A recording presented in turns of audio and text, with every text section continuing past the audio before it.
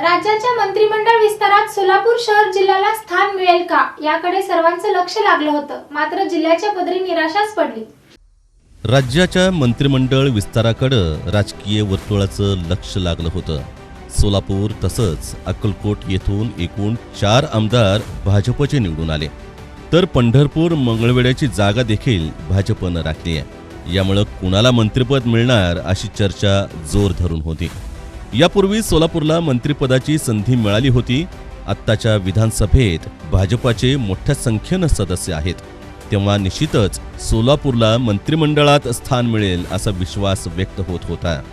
मागील काही वर्षांपासून सोलापूरचे पालकमंत्री नव्हते। यंदा मात्र सोलापूरला बाहेरच्या नेतृत्वावर अवलंबून राहावं लागणार नाही असा विश्वास देखील व्यक्त केला जात होता। मंत्रिपदासाठी जिल्ह्यातून काही नावं देखील चर्चेत होती। मात्र रविवारी राज्य मंत्रिमंडळाचा विस्तार करण्यात आला। यामध्ये सोलापूर जिल्ह्याला कोणतंही स्थान मिळालेलं नाही। यामुळे काही विद्यमान आमदारांसह त्यांच्या समर्थकात नाराजी पसरली आहे। आता येत्या काळात पुन्हा मंत्रिमंडळाचा विस्तार झाल्यास इथं संधी मिळेल का अशी चर्चा सध्या ऐकण्यास मिळत आहे।